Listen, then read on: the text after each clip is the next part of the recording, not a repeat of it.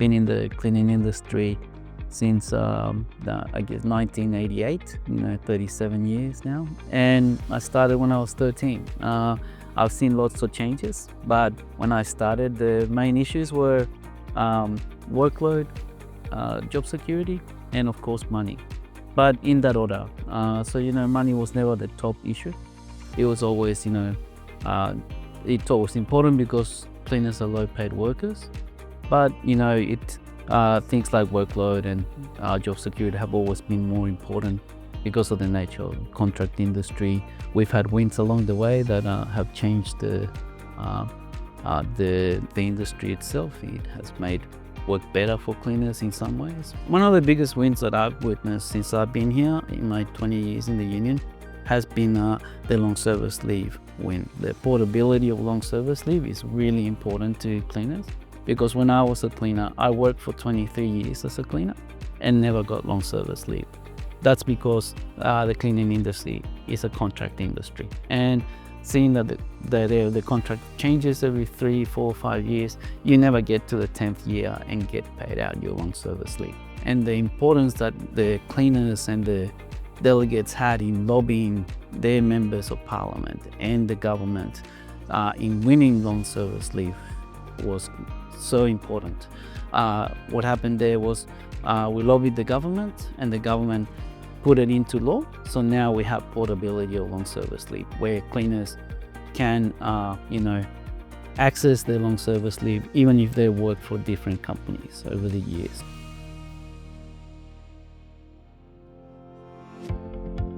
As many of us union organizers used to be cleaners and come from different countries and background as the current cleaners, so we can guide them to the process. We can help them to feel more comfortable about sharing their own experience and acknowledge their fear, and sharing their own experience will improve their confidence to talk about their own issues, and even for them to come up with solutions in how to improve the conditions at work. I speak Spanish, but our union have organizers from different backgrounds that speak language like Hindi, Bhutanese, Korean, Thai, and other different languages. This helps to build a sense of community between our members and our cleaners. It helps to build trust for them to talk about their issues in their own language. And also it helps us to educate the cleaners about the working conditions and their rights in Australia.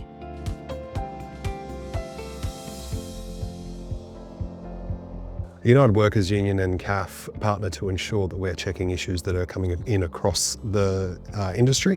Things like sick leave for staff, ensuring that all staff and all contractors understand the inherent requirements of how to apply for sick leave, what sort of evidence may be required. Working together to ensure that policies, procedures and toolbox trainings are rolled out for the sector. Through the CAF system, United Workers Union has been able to work harder and better to identify issues that are running across the industry. Things like unpaid inductions and trainings for staff, again ensuring that all staff, all management, all contractors understand the inherent roles and responsibilities of training, making sure that people are paid for their time. United Workers Union and contractors have worked together to create toolbox talks, policies and procedures to ensure that people understand their rights at work, making sure that these are rolled out in ways that staff can understand, sometimes in differing languages, and ensuring that everyone has the same amount of information. Through the CAF systems, United Workers Union and contractors are being able to work much more collaboratively together.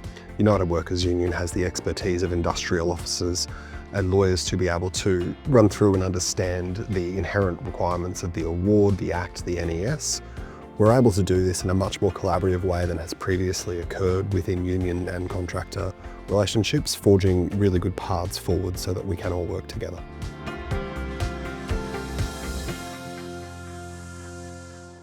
As an immigrant, when I started as a cleaner, I didn't fully understand my rights as an employee. That's where CAF and the union made a big difference. They provide us with clear information about our rights, and we knew that we could reach out to our union organizer if we needed someone to support us in meetings with management. I had a very different experiences when I worked on a site that weren't CAF certified and where the union wasn't present. At those sites, my coworkers and I will often stay silent out of fear of losing our jobs. I've been working at CAF for more than 2 years, and before that, I was working as a cleaner at a shopping center, and I was also a CAF representative. My team and I saw significant changes at our work site after our site got CAF certified and had more engagement through the union. After I became a CAF rep, my union organizer helped me build the confidence to talk to my managers. I even attended a meeting with the work health and safety person and an HR person to discuss the issue for the evening shift. The reason I was able to have this meeting was because of the support I had from the union organizer.